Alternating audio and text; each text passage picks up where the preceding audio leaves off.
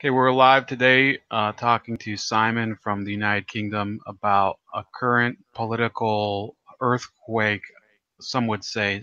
Some kind of think it's a little overblown concerning the leader of the United Kingdom Labour Party, Jer Jeremy Corbyn, who was elected, I think, in 2015 to be the opposition leader of the Labour Party. He was a backbencher for years. A backbencher, for those of you in the U.S., we don't have benches in Congress. I think we just have seats. So those are people that are basically low-level, uninfluential parliamentary members, and he's kind of become a world figure on the political left.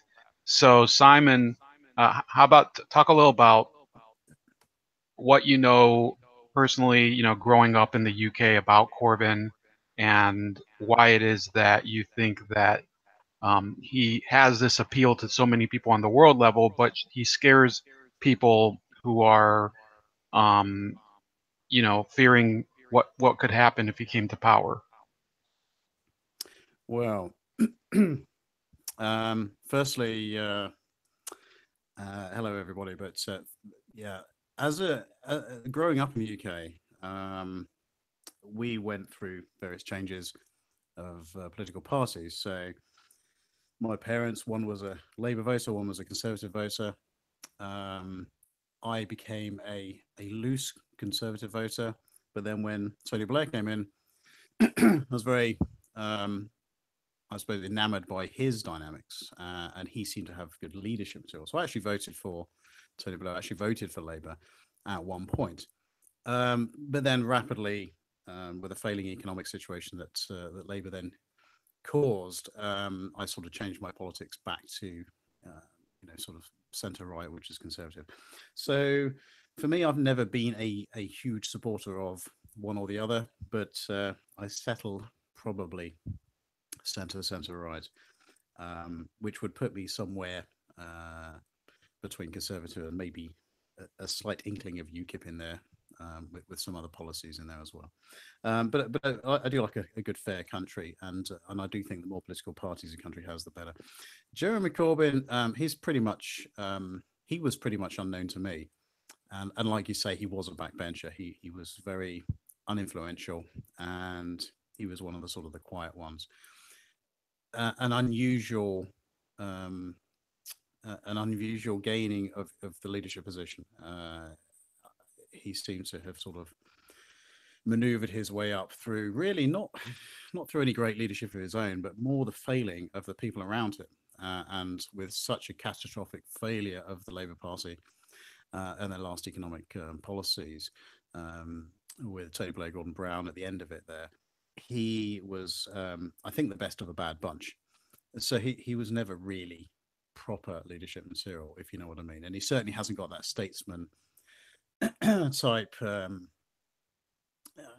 aura of Tony Blair and others of the Labour Party, or even Theresa May of the Conservatives. So that's the best way I can describe him, the best of a bad bunch. He does appeal to people. He appears to listen, and I think that's what comes across. That's his strong point.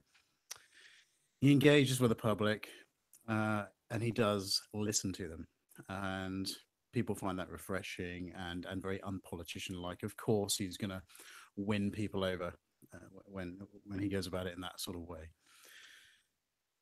So, where were we going with the second part of the question? Remind me.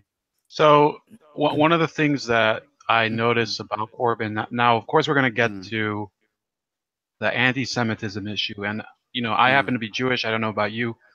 I could care less what Jeremy Corbyn thinks about me. I think he's kind of an idiot. But what I think is really fascinating is his past with Northern Ireland, which I've actually read a lot of books about. And he has this I'll just show this on screen, and then you can give your analysis of it. Wait, it's not working. Okay. What is happening to this window? Can you still hear me? I can still hear you fine. Yeah, I'm getting some sort of failure here. Where'd you go? Sorry. All right. Sorry about that. This is on my end. So Mm. Mr. Corbyn has stated that he was part of the Northern Ireland peace process. However, a lot of people claim that he was actually telling the IRA not to negotiate, and that he was telling, or not the IRA. Let's call them Sinn Féin with Jerry Yeah, yeah, Adams. yeah. And Yes, so you see, so Corbyn. yeah, go Yeah, ahead. he's had this. He's had this. He's had this penchant really for sympathies towards you, you know, all sorts of strange people and groups. When I think about politics, and when I think about Jeremy Corbyn and others in that political line, we used to think of politics as a kind of a bar, a left and right line, if you like, and on the left of the line was the left, on the right of the line was the right, and somewhere along that linear line was where the various political parties sat. And as I got on in life, I realized that it was more of a circle, and those two ends of that line were actually kind of meeting somewhere at the top, not joined, but very close together. So you have this, I suppose, area of politics where you have potentially far right and far left in close proximity to each other. And in politics and geopolitics, that's generally known as the red-green alliance, and it's this weird combination of sort of left and right mixed together, but extremes on both ends. Well, obviously, I mean, Sinn Féin were affiliated with a terrorist organization. Bill Clinton actually was the one who outlawed the fundraising for the IRA. They, over the years, had various means of generating money, even ring rounds in America and other countries where there was some sympathy towards the Irish. There were all sorts of fundraising initiatives, uh, all sort of orphan charities where people would put money, and of course it would end up in the hands of the IRA for bombs and bullets to kill British soldiers and policemen and everything else. So Jeremy Corbyn, um, in my own opinion, I mean, just cutting through a lot of the waffle on that, he has always been schmoozing, shall we say, with the people in those type of politics. So he's been schmoozing with the far left. He's been schmoozing with groups which, are affiliated with terrorism, and the IRA being one of those. Sinn Féin being very much embedded, you know, with the terrorist activities. Of course, they were given a clean slate. The Good Friday Agreement was a clean slate for everybody, and said, okay, fine, let's stop the silliness. Everybody can become a politician now, and you can, have wars with words instead of bombs, bullets, and other things. But there has to be questions as to how far, one sympathizes with these groups. Everybody likes diplomacy, and everyone likes the ability. For example, now in North Korea, a situation has been, forced through good, strong leadership, I would say, by Trump, to enable diplomacy of sorts, whether it's straight with America or with China, whatever, however it's happening and however it plays out the next few weeks. There is diplomacy, and people like that. So I'm not saying that we should never ever listen to other groups of people with other radical ideas, but there has to be a caution. There has to be a final line, and when you start going into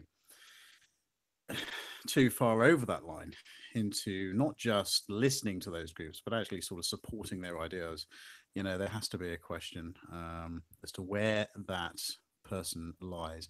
Now, Jeremy Corbyn has been doing this quite a lot with many, many groups, and I honestly don't know whether it's because he is that way inclined, therefore he has a tendency to do that, or whether by spending time with all of these groups, it has actually changed his own political views to become more left, shall we say, more far left, more socialist, more something else, So that's the question. But there's certainly plenty of evidence and plenty of his, what he's been saying, what he's been doing, his actions and his words, that he's been schmoozing with all these funny groups of people. I mean, the IRA is just one example, and he has made comments which sound foolish, but possibly give an inkling into his far left socialist, possibly communist tendencies. And at the same time, he's been making comments about other groups around the world, Hamas and Hezbollah. He's called his friends on occasion, once in Parliament. And of course,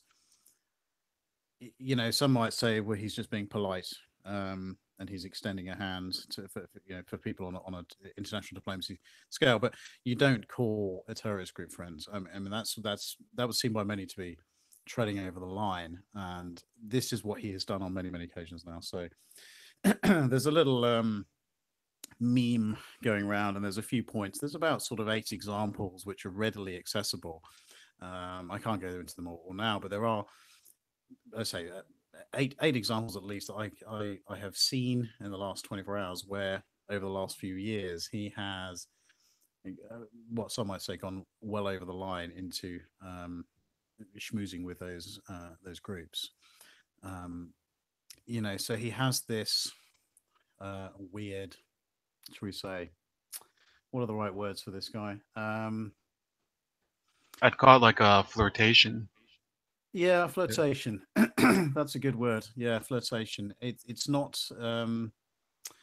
in those areas. He's not completely embedded, but he has been active in other areas. I mean, when we take some of the so-called Palestinian groups that he's been on their Facebook pages. And before he was elected in 2015, it appears that he's been very active on those sites, and we're talking about sort of pro-Palestinian, anti-Israel type sites, Jew hatred, for want of a better word. Excuse me. And those sites are peppered with people who love conspiracy theories, who get their food, their information purely from the media, from social media, or from their particular viewpoint.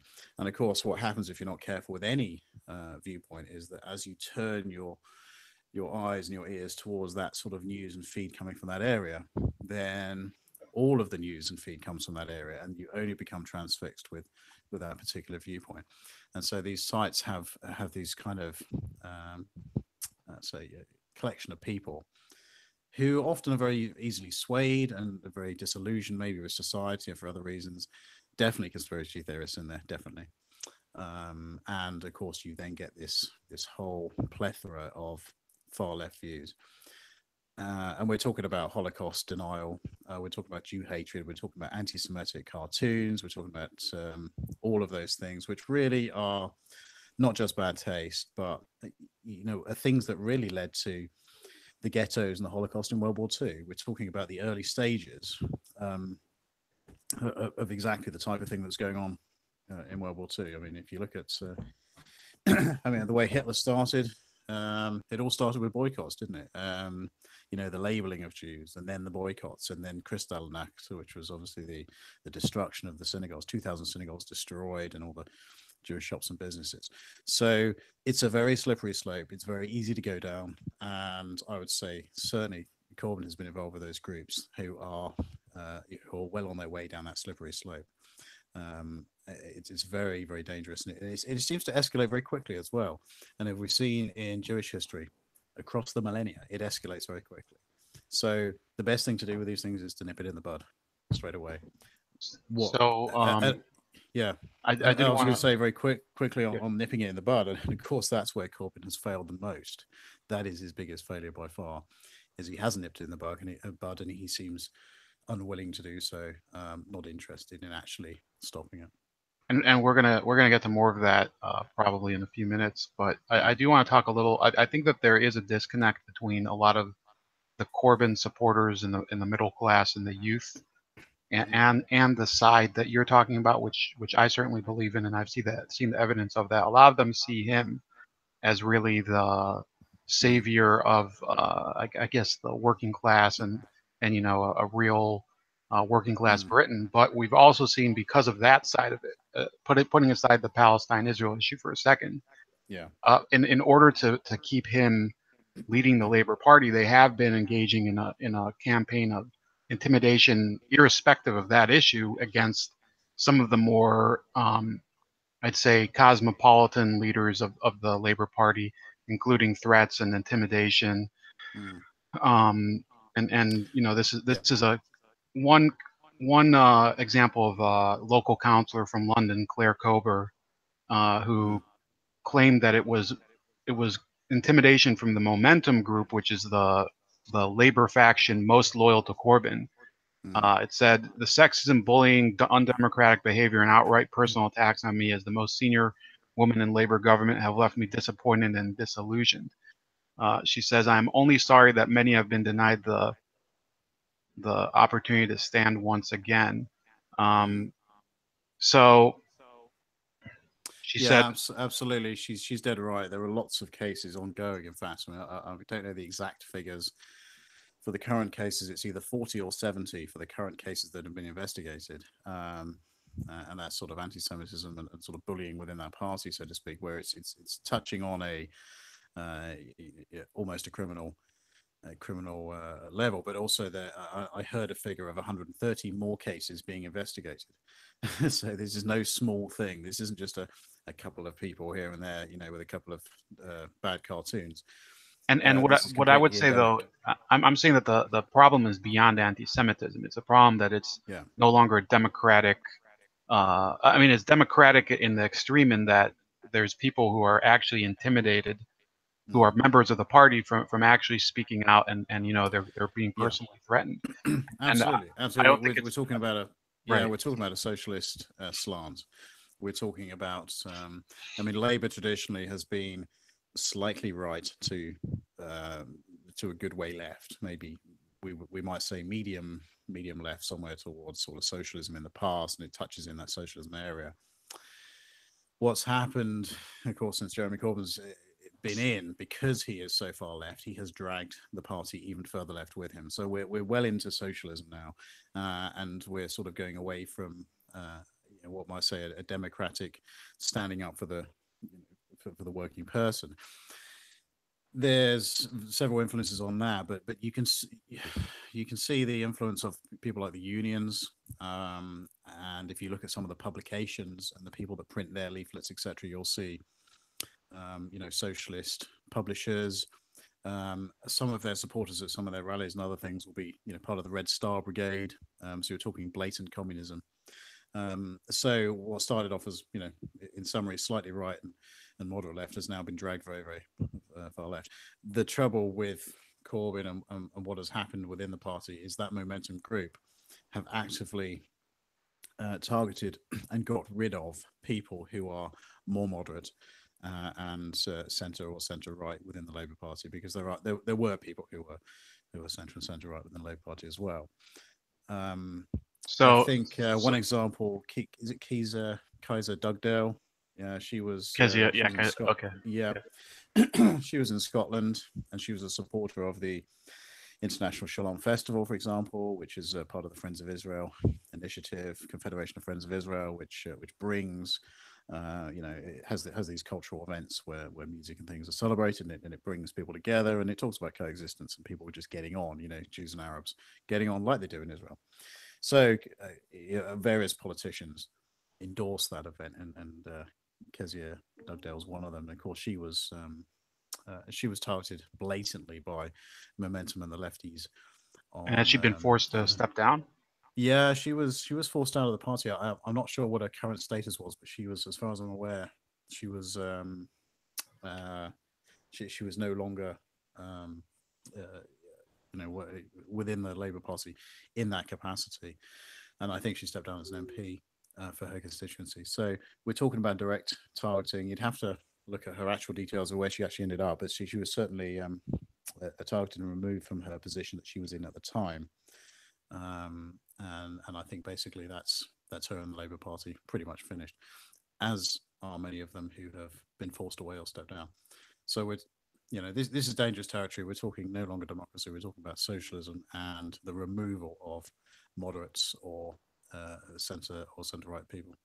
So we have a couple people in the audience from actually around the Mm, world, even though we don't have a huge audience. We have people from around the world. We have Arjun mm, from India, mm-hmm, nice gentleman. I had him on, I think it was earlier this week, mm. and a Swede speaks. So Arjun actually asked that question about how Mr. Corbyn was able to take over the party in such a totalitarian manner. I think you just answered it.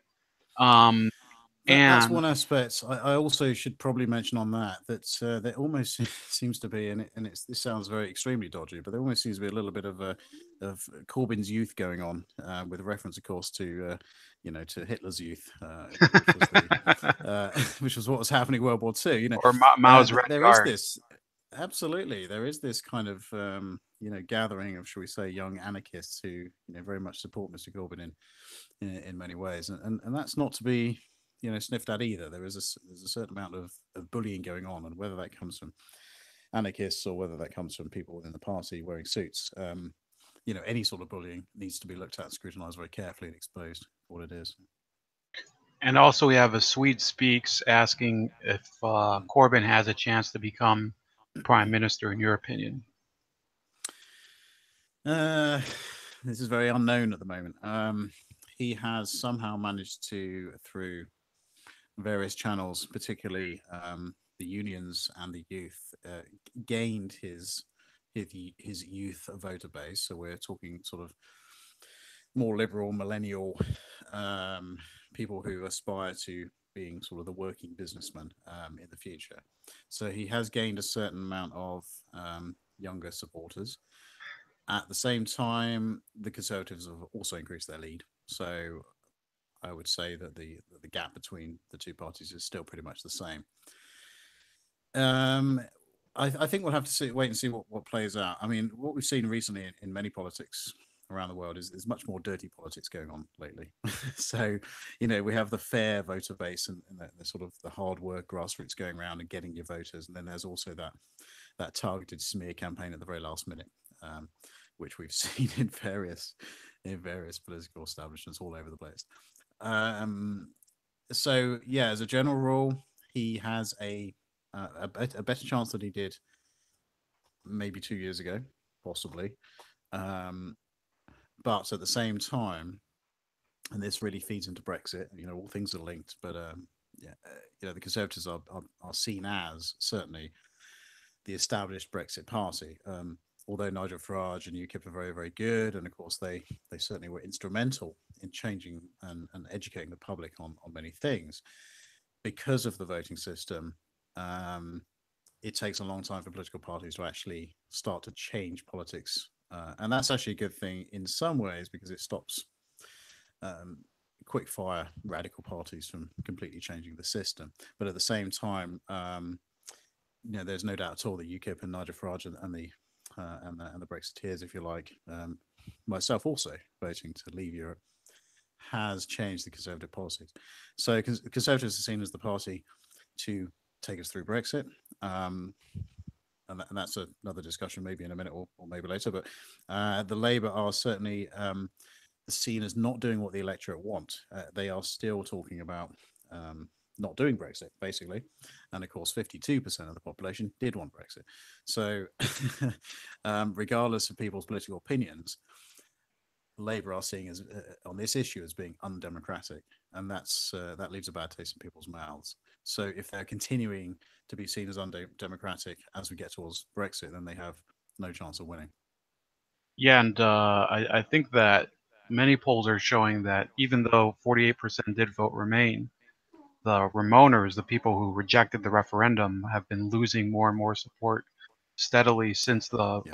referendum because they just seem really whiny. Yeah, there's a lot of that going on, and you see, you have the same problem in America with the snowflakes. They just will not get behind the leader and give it and actually draw together for the sake of the country and allow people to make good decisions and move on. There's a certain amount of this sore losing going on continuously, and we see it, of course, with the snowflakes over there as well. We'd like everybody to respect, regardless of political differences. At the end of the day, you should respect the decision that the democratic vote has made, and at least follow that through and support it, and take it through to the next phase. And whether it's hard Brexit or soft Brexit, it doesn't really matter. But at the end of the day, it needs to happen. That's what the electorate wanted, despite the fact the left's constant whining about that it's not really a true fair vote, as they've said many times, and like they always say over in America as well about Trump winning as well, because they didn't get their way, so they can't respect other people winning. They should really get behind this Yeah, what and I see always this through. find ironic is that over here, the people who complain, they say, well, Hillary won the popular vote. She should be the president. Over there, Yeah. you guys had the popular vote. Brexit won, and they still say, well, the voice of the 48% is being ignored because of a bunch of Yes. uneducated old people and racist Uh, chimps. You know, and that's right. and I'm not saying that there are no racist people in Britain. I'm saying it doesn't matter. You Mm. know, it Yeah, it absolutely, doesn't absolutely. matter. Yeah, yeah. It's almost like, yeah. I think it was because with Europe, this whole European thing, it was never legally binding. It's always expected to do the right thing, and British culture, that's even more paramount. You're expected to follow through. You're expected to do what the electorate wants. David Cameron, he respectfully at least stepped down and said, okay, well, that's what the electorate wants. It's not what I wanted, etc. So what I'm going to do is step aside and let somebody carry this on to do what the electorate wanted. So yeah, they are very annoying, and they constantly whine. And I think when people think about it a little bit more nowadays, and they realize that there was a time before Europe and we did perfectly well. There was a time before the EU, if you like, when we were trading quite happily on individual bases with all sorts of countries all over the world, including the Commonwealth, which is the Commonwealth is the third largest trading group in the world. You have the US in first place. Um, you have China in second place, and in third place is the entirety of the Commonwealth trading bloc. So we're talking about a large and powerful economic unity, and that was around before the EU, and it will continue to be around after the EU as well, and that's not going to make any difference at all. I know we've sort of slid into Brexit politics, but what has been shown in the last few months is that people realise that there is a global trading platform of which we've always been good at, and we've certainly always had ships sailing around the world doing these things. And built on those trade routes, and there's no reason why things should be any different now. And there's a certain amount of realization that Europe has always been a little bit jealous of certain trading blocks and certain influence from royal family members that go around and generate business in various parts of the world. Um, so Europe went about it the wrong way. What they should have done is allowed each member state to retain their identity and not to whitewash them all. And if they'd have done that and had a trading union but respected each country's rules, laws, and cultures, then I'm sure everyone would be getting on a lot better. And we are, yes, the only country that's left the EU, but there are many, many more that are very unhappy. And I would like to see really votes in each of these countries to let the people decide whether they think the EU is a great idea. People like the Dutch, the French, the Germans, the Spanish, and of course the Greeks and the Italians, whose economy, those last two, their economy has been massively destroyed by the euro. Right, and I actually covered a lot of the Italian election, and I was saying after Brexit happened that Italy would be the next country to reject the EU because it's not in their character. The character of the Italian people, I think, is, I mean, it's not similar to Britain, but it is certainly not in keeping with Mm. all this crap about No, no, open that's right. It's very borders. free. It's very free and easy culture. It's very, excuse me. It's very relaxed. I've been to Italy a few times over the years, and they're very, very chilled out people. you know, it's uh, So it's a completely relaxed way of life, and very nice in its own way. It works in Italy, and of course that's their culture, and that's to be celebrated. Very different from the French, very different from the UK, and very different from the Swedes and the Norwegians. I'd say actually, in terms of similarity, in terms of actual character in the EU, the French are probably the most similar to us. I'm talking about traditional French, not the vast amount of migrants that they've absorbed in the last few years, but that's actually 300 years ago. Why we used to clash with the French is because they're actually quite similar to us. They're quite proud people, but at the same time, they're quite pragmatic, and they're very intelligent as well. So we have, quite a large, yeah, quite a large difference between people. I travelled around Europe before it became the EU. I traveled around when I was 11 years old. Me and my sister went camping, and we spent about 2 or 3 days in each of the European countries. And we drove around a little Nissan Micra with a tent in the back. And we spent 2 days in Belgium and a day in Luxembourg and 3 days in Germany and so on. And what stuck in my mind looking back before really the major influence of the EU being one sort of entity was that each of those countries had a particular culture, which is to be celebrated and good in its own way. The French were very French, Germans were very Germans. And since the EU, what has happened is that has been literally watered down, and people have lost their identity, and people have lost really the passion for their own country. And that's quite sad. The only downside in the old days was carrying around bags of change of the different currencies. But of course, there's nothing to stop a euro being used alongside other currencies as a tourist or a trading currency. But that's So about the only downside, I so back about Mr. Corbyn, and I know, think. I love talking about the EU, but we don't have a lot of time today, Sure, sorry. and maybe we'll have you back about the EU Yeah. in a couple weeks or something. But Mr. Corbyn is undergoing some sort of public battle. I don't know how serious it is within the Labour Party, because I still believe a lot of the Labour supporters could care less about anti-Semitism or Mm, whatever, or Jew hatred. I usually just call it anti-Jew mm, sentiment. But mm, we have this report from David Collier, who was embedded in this Facebook group, and there's all this stuff. You can see here, Jenny Tonga, I think, was a part mm, of the group. She's actually known for years to have said some things that were blatantly calling Jews basically banksters and stuff like that. She's a mm. baroness in the House of Lords. Yeah, yeah. And they were just saying a lot of stuff here: Mm. Jewishness, Orwell, eugenics, and stolen foreskins. An interview with philosopher. I'm looking at that. I'm like, holy shit! That's hilarious. And I and mean, yeah, there's always one crackpot, and I think in the past they've always been given airtime as well. Let them talk themselves out and sit down again and go back to their brandy in the evening and their but she is very very anti-Semitic. I think what's changed is really it's been allowed more.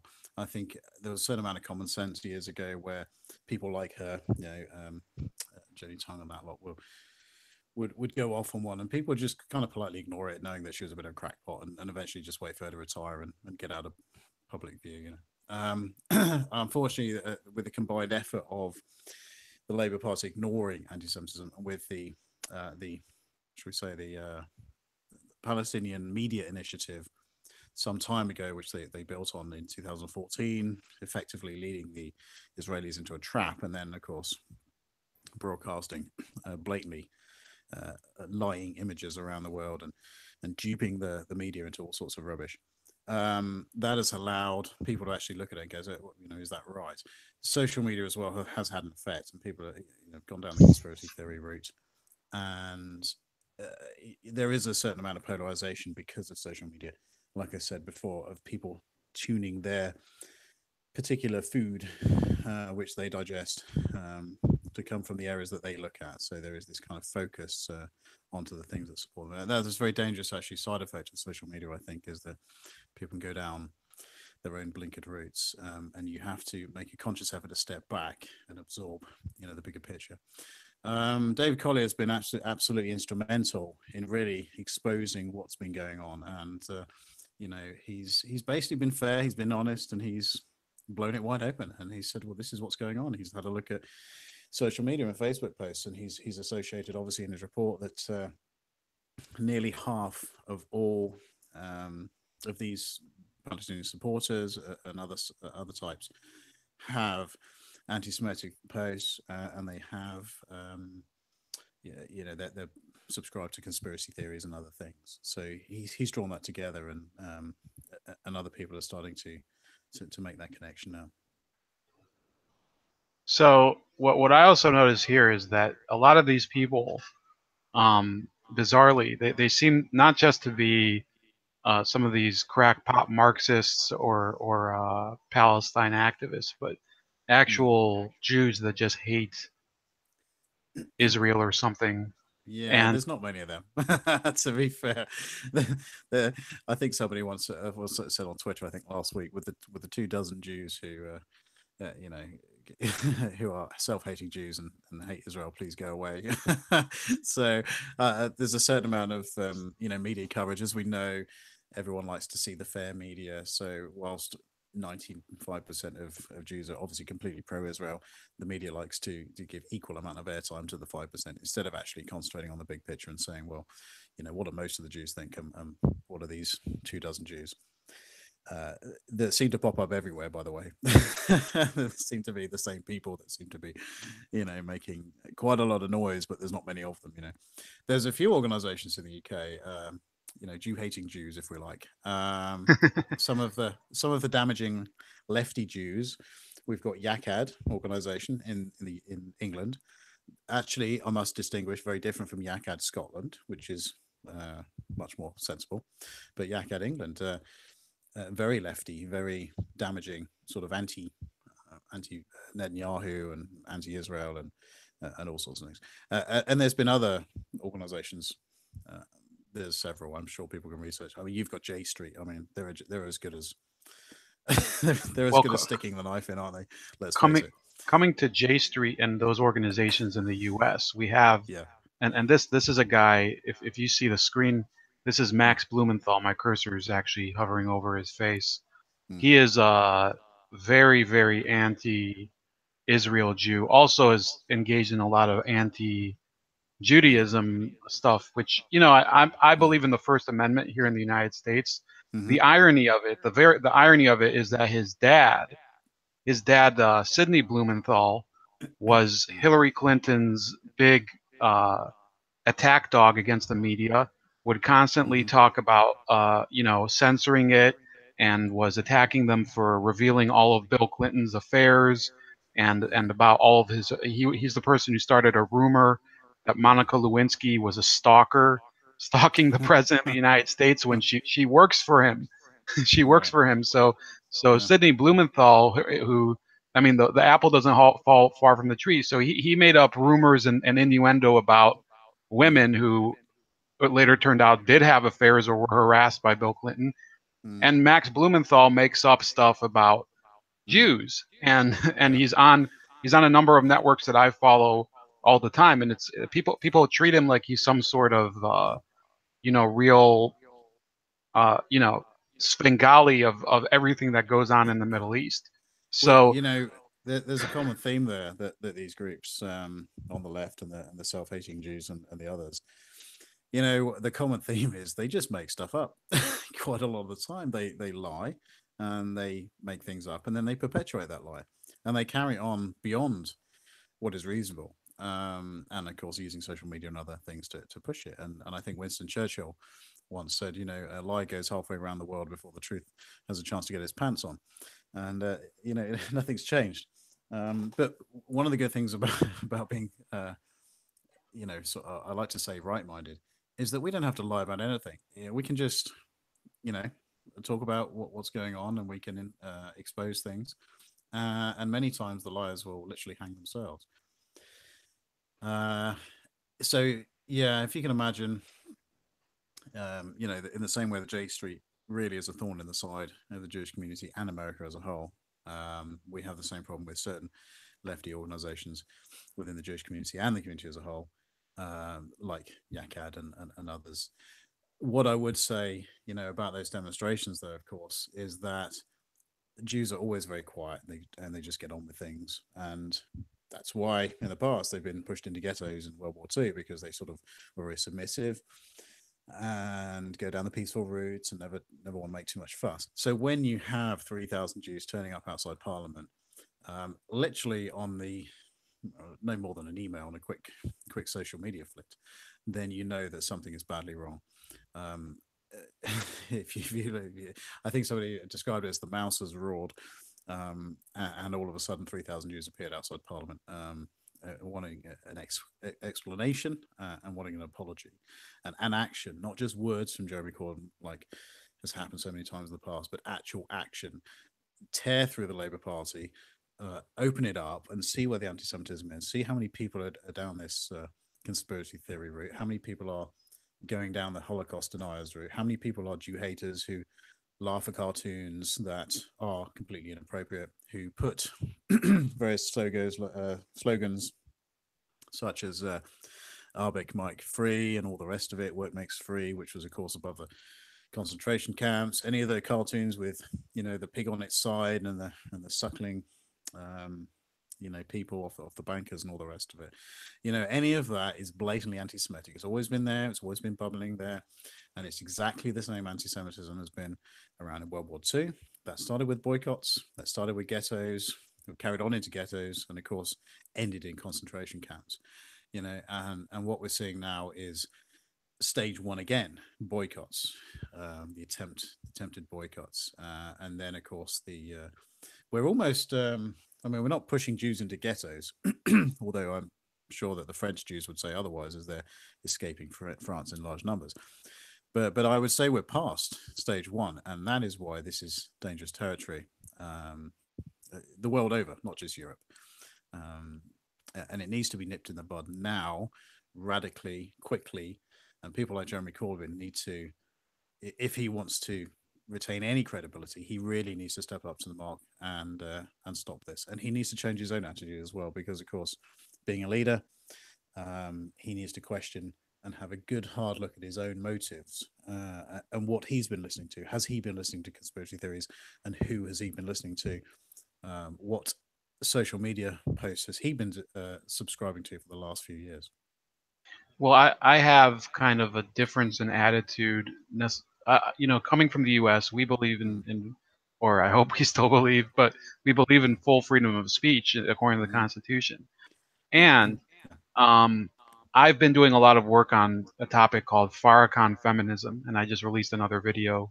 yesterday. And thanks to the uncensored Farrakhan footage that is on YouTube, thanks to the fact that YouTube selectively censors, uh, right-wing people and leaves people like Farrakhan up.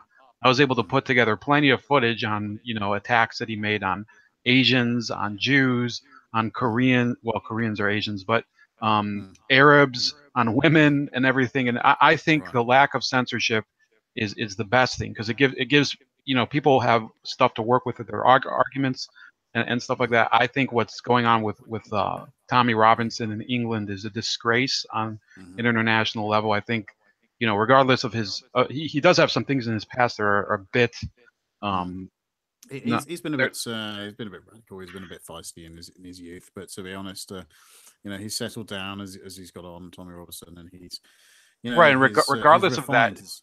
yeah, Yeah. yeah. Even if he was doing things in his youth, I mean, in in, Mm. in my opinion, people who that doesn't revoke somebody's freedom of speech. Of course not. It Of course not. so even I see people on in your media such as Majid Nawaz, who I think is doing great work, a Mm. fantastic work, and I disagree with a lot of the things he says, but Mm.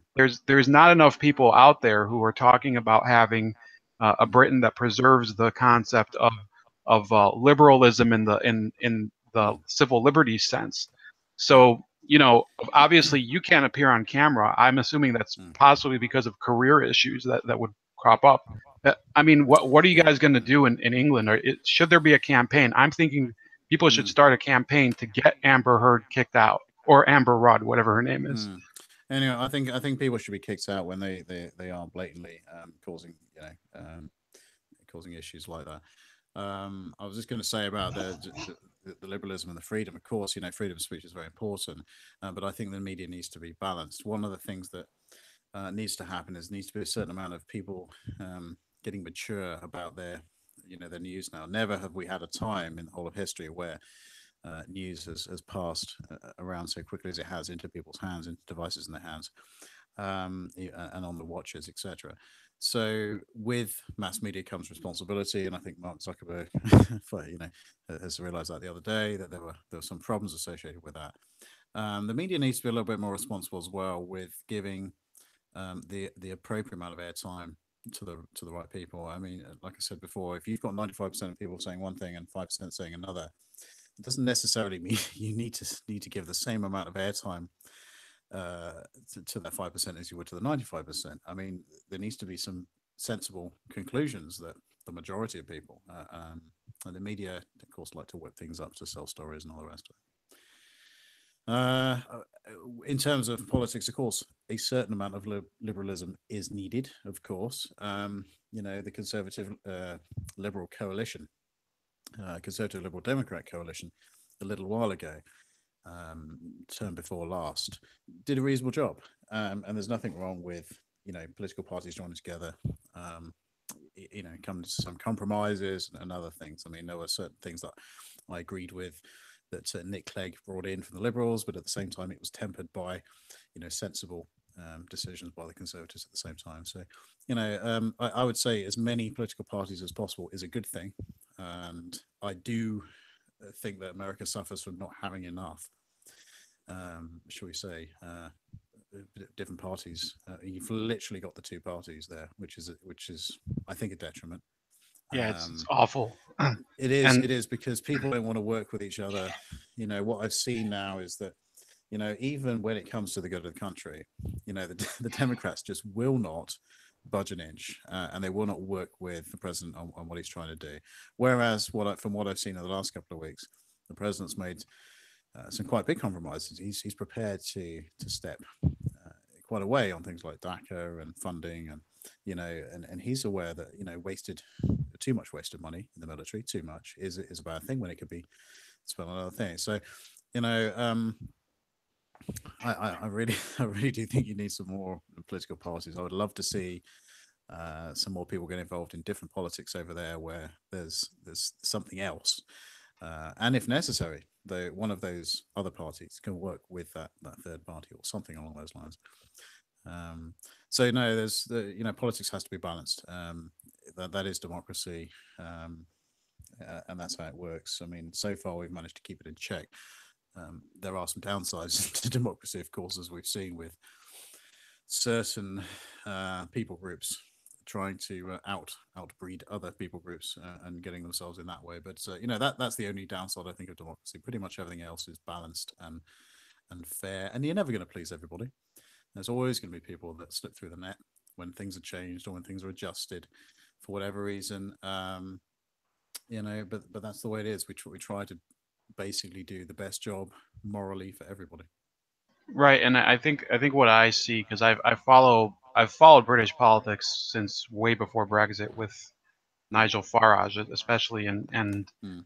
what I've observed, since finding some of the YouTubers that are really big over there, such as Sargon of Akkad, you know Mm. who he is, Carl Benjamin, Mm. um, is that a lot of people believe that the Liberal Democrats are no longer a liberal party. They're more of a social democratic party that's committed to, this Islamization and multiculturalism, and they want to refound a Mm. party based on British Yeah. liberalism and everything. So, Yeah. if I know There's a you have lot to of go, but if you want to no. comment on That's that. that's fine. I'll talk briefly on that. I mean, there were a lot of changes in the political parties. Obviously, the Liberals flopped. If you look at the history of the Liberals, they were doing well until World War II, where a certain amount of appeasement was tried, and of course eventually that failed, and so people never really trust the Liberals after that point. But anyway, at the same time, the Liberal Democrats have some valid points. One of my most respected politicians, oddly enough, he's an ex-Marine, Paddy Ashdown, who was Lord Ashdown, and of course he was involved with the interim government in Bosnia Herzegovina, the Balkans War, and that sort of thing. I mean, he's a very respected, well-liked politician, and he was a Liberal Democrat, and I could never quite get my head around that when I was in the army years ago, as to why my most favorite politician was a Liberal, and I never actually got around to asking him. But I think the parties have changed. They will continue to change.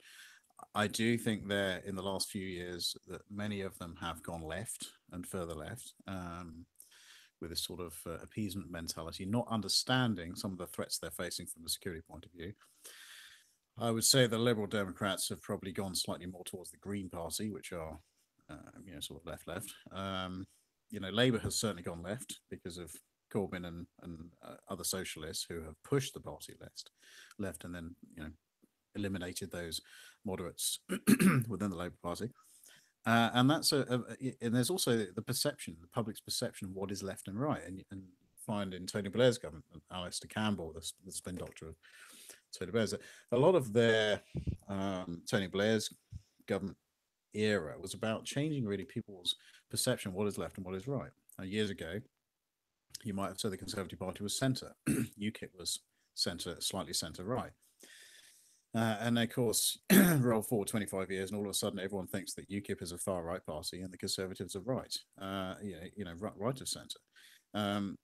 So that I honestly believe one of the major things that needs to be done is a correction of people's perception of what is central politics. And that has changed beyond belief in the last, say, 25 years. And it's quite dangerous. One of the great analogies, which I will always say to people on politics, is something like George Orwell's Animal Farm, which is free to watch on YouTube, I think, as a cartoon. And of course, the message in there is that it may seem tough, but when you let the piggies in charge, the piggies will act even worse than the original owner. And that is the danger of socialism and communism, and that is really a great analogy, is that people would be better off working together rather than sliding down and going to what appears to be the easy option. One of the great things about Trump in international politics is that he understands security. I understand security. Many people in the world understand security very, very differently to how should we say, the people who just read the media and watch other things understand security. We understand the actual threats in the world from our previous jobs and other things. A lot of these cultures and the people that want to cause us harm respect very strong lines in the sand. And it needs to be a strong, deep, wide line in the sand, and somebody needs to say, don't cross. It's a kind of diplomacy that the world seems to have forgotten, but it does produce results. And certain cultures respond better to that kind of diplomacy, like Middle Eastern cultures, Arabs, for example. They're very honorable people. They love their families. But there's a certain amount of respect with, who's got strong fences. And again, an old analogy. Good neighbors start with good fences. People need to respect each other's boundaries and other cultures' way of doing things. If you go to Arab countries, I'll just touch briefly on this, that they think it's kind of strange how we have appeased the Arab culture. They think it's strange how we've allowed some Islamic culture to affect our Christian culture. And I've actually spoken to Arabs who said, well, why aren't you saying Merry Christmas? Why is it Happy Holidays? Why is it not Merry Christmas when you're all Christians? The Muslims can have their Muslim holiday, and the Christians should be having their Christian holiday. If you go to places like Oman, Sultan of Oman has 6 Christian churches in Muscat. So even some of the Arab countries understand these boundaries, different cultures respect. But they're confused as to why, in the Western culture, we have tried to appease everybody and everything, which has actually removed our own identity. I looked at a teenage clothing store a few weeks ago, and they had a young girl of probably 10 years old wearing a hijab. and I said to the person who worked at this store, if you go to a Muslim country, you will not see girls of that age wearing a hijab. They don't actually wear the hijab until they're 14, 16 years old, puberty or whatever. So why have they gone down that route? Who are they trying to please or appease? We'll digress on that one. But international politics, it's all interchangeable. It's one big picture, and we need to be very careful how we allow ourselves to slide, one way or the other, and to bear in mind that, just because one particular government does diplomacy by strong lines in the sand, and just because another government does it a different way, it's not necessarily wrong, but they have to understand the people that they're working with. And until people spend time with other cultures, they're never going to understand the decisions that need to be made geopolitically with those other cultures. When you're talking to Arabs and people in the Middle East, you have to speak to them at that level. You have to understand what makes them tick. You have to understand the strong points and their morals and what's going on. You cannot approach a Middle Eastern problem, for example, with a Western mindset. It does not work. So it's very important. So I'm glad to have had Simon here today, and I just want to say, regardless of the Corbyn issue, I think what Corbyn is doing, in my opinion, he's destroying everything that I personally I always grew up. I admired Britain despite the Revolutionary War, but a lot of my favorite authors were British, such as Joseph Conrad was Polish, but he published in English, and you had Ian Fleming, a huge fan of his fiction. Um, what's the other guy? Kingsley Amis. I've read Yep. a lot of Orwell. You mentioned Graham Greene, but musically, John Lydon, and of course I have my Oasis flag, so I'm holding it right here. So it's like the Gallagher brothers. They're of course the Beatles. You're such a it's a country that you don't have to like everything that comes out of Britain, but our country, even though culturally America is distinct from Britain, so much of our system, so much of our law, so much of our music, Yeah, has absolutely. come from the British Isles, including Ireland, of course. But I have um, a great affection for America. I've always respected the patriotism and the pride in the country, which is wonderful to see. I have an even greater interest in America now. 7 years ago, I started chatting on a dating site to American lady, and we're now basically engaged. So, my dating regime consists of traveling 4,500 miles to Florida about every 2 months. So that's that's my personal interest in America nowadays. But despite that, relationship, the fact that British guy and American girl dating, um, over 2 years and having spoken now for 7 years. Before then, America has some very very good strong points. Uh, the makeup of the Constitution, excuse me, is to be celebrated. It's very well written. It's very good. It's a very good concept. In some ways, it's not too different from Britain. No, of course we have the monarchy over the top, which again is a stabilizing factor. The Constitution is a stabilizing factor in America, and our monarchy is a stabilizing factor in our politics. Although they cannot sway the vote, there is a certain amount of things that are expected to keep things within boundaries. Um, so no, there are other things that America is very strong on. The sense of freedom and the sense of enjoyment of life, and that's to be absolutely celebrated. I'm next over there in May to go on a cruise, and I shall be leaving from Port Canaveral to go on a little trip, and I'm sure that cruise ship will be full of equally excited Americans and British, because of course a lot of British spend a lot of time in Florida and other places in America, enjoying the scenery, enjoying the country, enjoying the people, enjoying the hospitality and the music, even if we can't dance properly. well, if you ever need secondhand car parts or lottery scratch tickets, you can come to Ohio, and we will have the best hospitality in those two respects of any place in the world. Yeah. We also have a nice selection of low grade malt liquors, and also a lot of horrible football teams, Yeah, I'm and excited to see the real ale and the real beer making a comeback out there.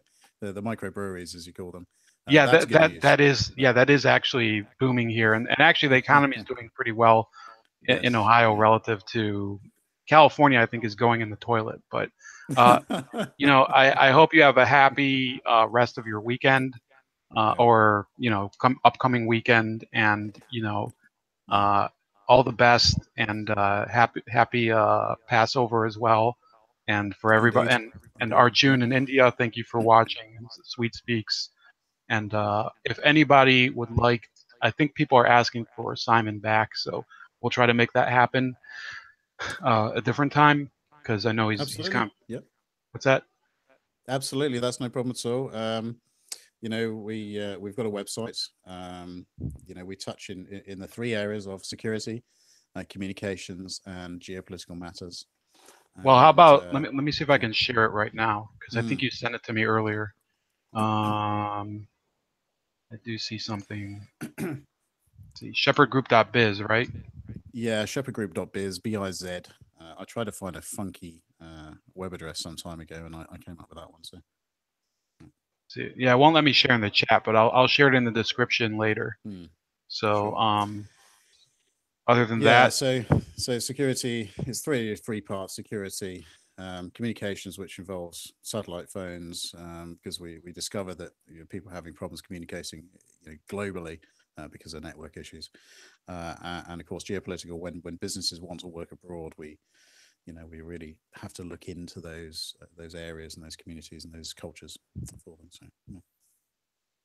all right. Well, we'll try to get people to check it out. We'll share the video. Please share the video Mhm. as well. Anybody who's been watching, and Simon, you as well. And everybody have a good rest of your day. And rule Britannia. Thank you very much, and God bless America. All right.